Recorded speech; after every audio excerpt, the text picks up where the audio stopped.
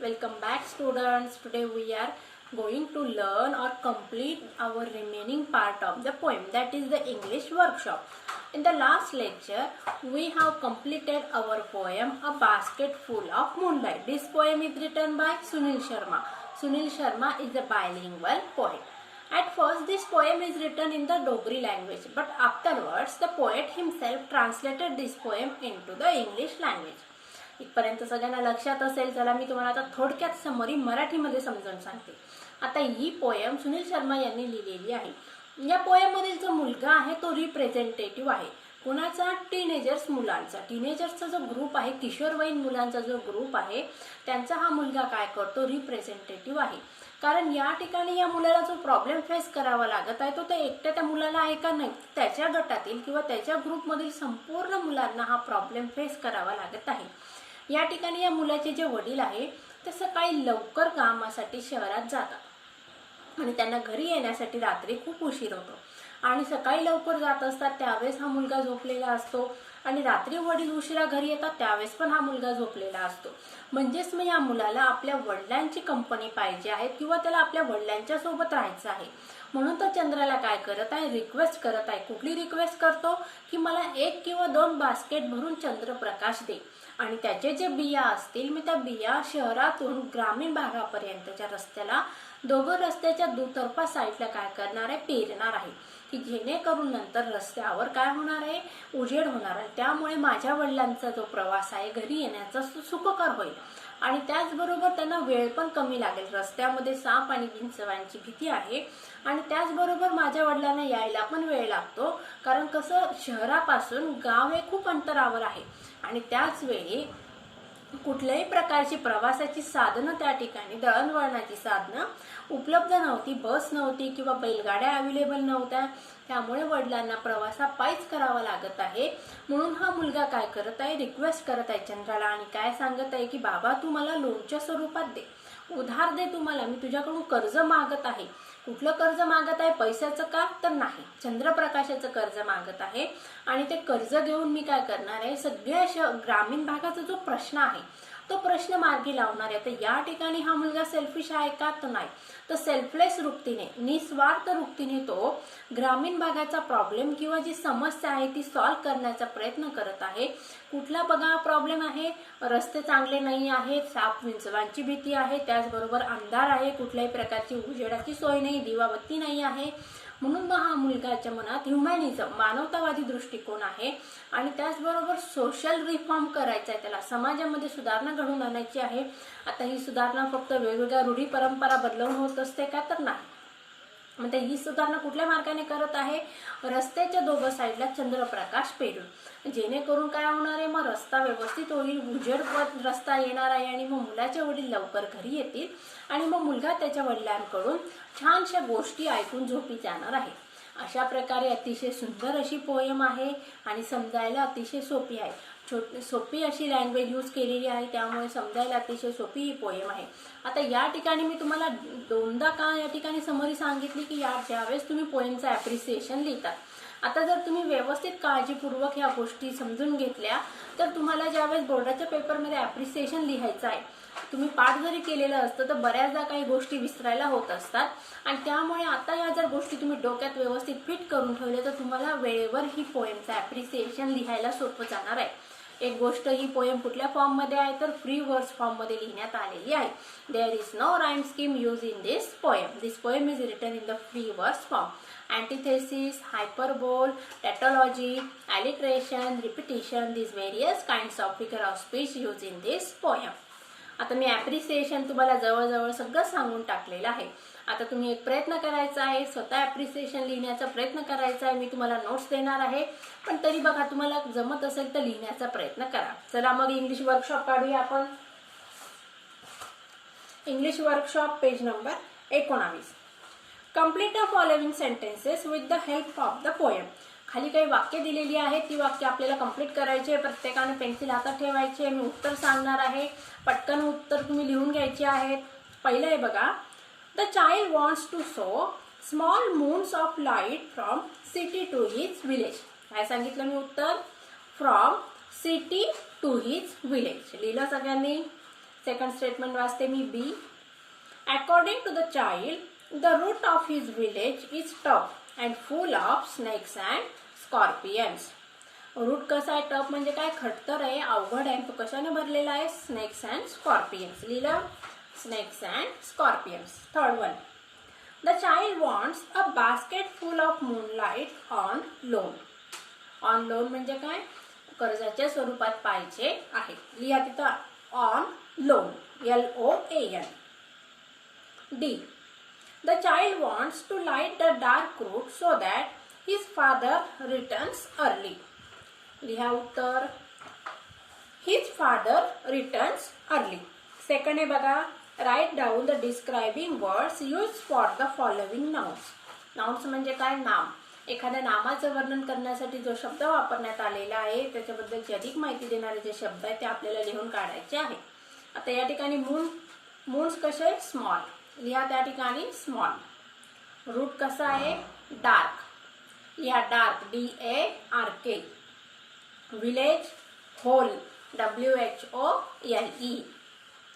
Morning, early, EARLY. Early morning. आता बघा तिसरा प्रश्न आहे, the child in the poem wants to solve the problem of his village. How can the child solve them with the following विशेष. Answer in your notebook. बघा मी आत्ताच सांगितलं, हा मुलगा स्वार्थी आहे का, तर नाही. त्याला काय करायचं आहे, पूर्ण गावाचा प्रॉब्लेम सॉल्व करायचा आहे. मग तो प्रॉब्लेम कसा सॉल्व करणार आहे, याच ठिकाणी आपल्याला दोन ऑप्शन दिलेले आहेत. गिव्ह मी मूनलाईट बास्केट फुल और 2 basket full with the seeds of moonlight. या ठिकाणी आपल्याला दोन ऑप्शन दिले, ते ऑप्शन काय करायचे, तुम्हाला एलॉबरेट करायचे किंवा एक्सपांड करायचे आहे. सेकंड आहे, I want to light the dark route so that my father returns early. मी काय करणार आहे, रस्त्याच्या दुतर्फा काय करणार, चंद्रप्रकाशाचे बी पेरणार आणि त्यामुळे रस्त्यात उजेड येणार आणि माझे वडील लवकर घरी येतील. आता मी तुम्हाला पूर्ण पोएम शिकवलेली आहे आणि त्याच्या जोडीने किंवा शिकवलेल्याच्या मदतीने तुम्ही काय करायचं, हा प्रश्न लिहून काढायचा आहे. मे बी हा तुम्हाला पर्सनल रिस्पॉन्स टाईप परीक्षेला हा प्रश्न विचारला जाऊ शकत असतो. बघा पोएमचा जो प्रश्न आहे फक्त 5 मार्कांसाठी विचारलेला असतो. त्या ठिकाणी 5 मार्क तुम्हाला कॅरी करायचे आहे. त्या ठिकाणी बघा पहिला प्रश्न आहे, कम्प्लीट द फॉलोविंग. या प्रकारचा जो आपण पहिल्यांदा सोडवला तो. नंतर हे नाउन्स, डिस्क्रायबिंग वर्ड्स असा येऊ शकतो किंवा तुम्हाला रायमिंग स्कीम विचारली जात असते किंवा एखादं लाईन दिलेली असते त्यातला फिगर ऑफ स्पीच ओळखायला सांगितला जात असतो. किंवा शेवटी एक हा तुम्हाला पर्सनल रिस्पॉन्सचा प्रश्न पण विचारला जाऊ शकत असतो. चौथं बघूया, pick out and write the lines from the poem that proves the following. Father reaches home late after dark. आता याच्याशी रिलेटेड लाईन कोणती बघा, ही comes when my father returns home I am asleep. कुठली लाईन आहे बघा, when my father returns home I am asleep, eager to hear fairy tales from his father.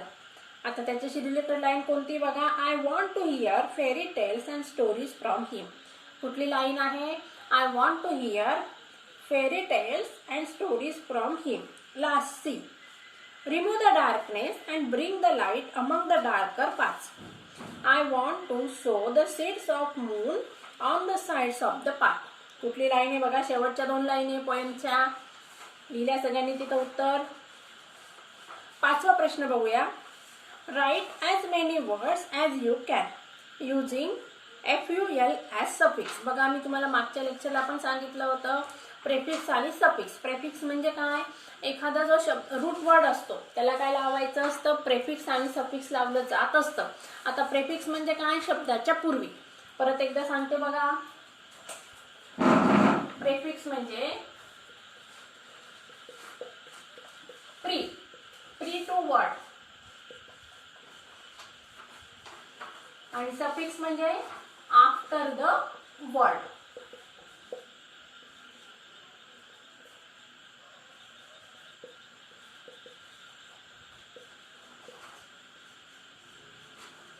आणि शब्दाला काय म्हणायचं मग, त्याला route word.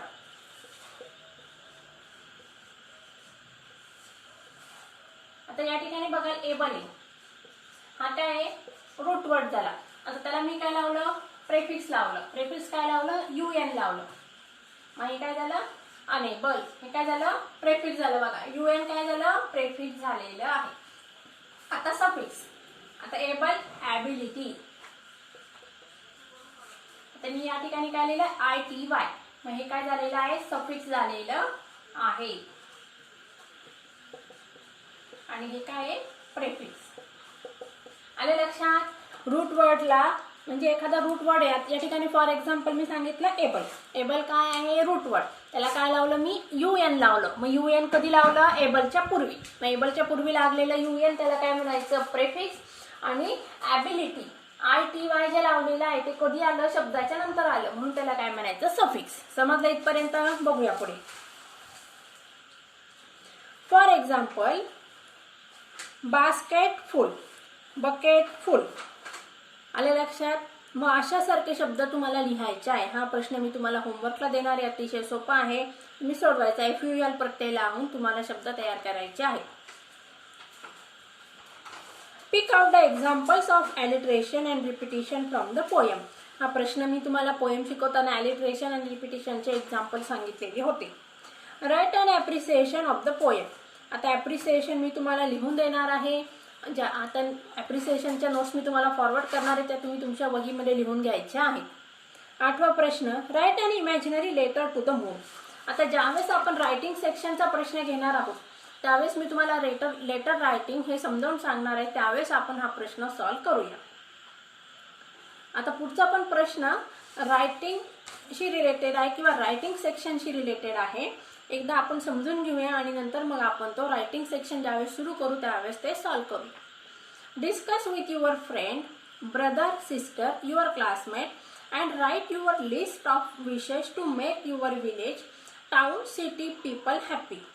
You can use the following words. बघा या ठिकाणी तुम्हाला वडिलांबरोबर किंवा बहिणीबरोबर किंवा भावाबरोबर चर्चा करायची आहे. चर्चा करायची कशाच्या संदर्भात, आपलं गाव शहर आनंदी कसं बनवता येईल त्यासाठी. आता आनंदी कसं बनेल त्यामध्ये काही सुधारणा झाल्या असतील, लोकांचे प्रॉब्लेम सॉल्व्ह केले तर लोक आनंदी होतील, लोक आनंदी झाले जेणेकरून मग शहराचा गावाचा विकास होईल. मग या ठिकाणी आपल्याला काही पॉईंट्स दिलेले आहेत, त्या पॉईंट्सच्या मदतीने आपल्याला काय करायचं आहे हा प्रश्न सॉल्व्ह करायचा आहे. हा प्रश्न तुम्ही स्वतः लिहायचा आहे. यासाठी तुम्हाला काही पॉईंट्स दिलेले आहेत. Greet, wish, share, talk, help, cooperate and communicate. शब्द अतिशय सोपे आहेत, त्याचा वापर करून तुम्हाला वाक्य बनवायचे आहेत आणि हा प्रश्न सॉल्व्ह करायचा आहे. Let us compose imaginary poetic lines. आता या ठिकाणी बघा तुमच्या इमॅजिनेशन पॉवरला प्रेरणा देण्यासाठी या ठिकाणी काही शब्द दिलेले आहेत आणि तुम्हाला ती कविता कंप्लीट करण्यास सांगितलेली आहे की जेणेकरून फ्युचरमध्ये तुमच्यापैकी एखादा कवयित्री व्हावा किंवा एखादी कवयित्री व्हावी किंवा एखादा कवी बनावा. यासाठी तुम्हाला या ठिकाणी तुमच्या इमॅजिनेशन पॉवरला काय केलेलं आहे चालना देण्यात आलेली आहे. हा प्रश्न पण तुम्ही सोडवावा अशी माझी अपेक्षा आहे. अशा प्रकारे विद्यार्थ्यांनो आज आपण इंग्लिश वर्कशॉप कंप्लीट केलेला आहे. मला वाटतं तुम्हाला सगळ्यांना पोएम समजलीच असेल. तरी याच्याशी रिलेटेड काही प्रॉब्लेम्स असतील तुम्ही मला विचारू शकतात आणि ॲप्रिसिएशनच्या नोट्स फॉरवर्ड केल्यानंतर त्या सगळ्यांनी वहीमध्ये लिहून घ्यायचे. आणि त्याचबरोबर हे वर्कशॉप जे मी आता इथे सोडवून घेतलेलं आहे ओरली ते तुम्हाला रायटिंगमध्ये तुमच्या वहीमध्ये लिहून काढायचं आहे. हा सगळ्यांसाठी होमवर्क असणार आहे. प्रत्येकाने इंग्लिशसाठी एक वही बनवायची आहे आणि त्या वहीमध्ये ॲप्रिसिएशनच्या नोट्स त्याचबरोबर वर्कशॉप लिहून काढायचा आहे. टेक्स्टबुकमध्ये मी तुम्हाला पहिले समरी रायटिंगचं सांगितलेलं आहे, तो पण प्रश्न रोज प्रत्येकाने सोडवायचा आहे.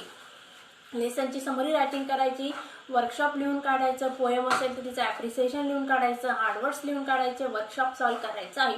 अशा प्रकारे जर तुम्ही आत्तापासून जर पेपरची तयारी केली तर तुमचा बोर्डाचा पेपर तुमच्यासाठी अतिशय सोपा जाणार आहे. म्हणून त्यासाठी आत्तापासून काय करायचं आहे अभ्यास करायचा आहे. कारण का practice makes man perfect. Okay, take care and good bye.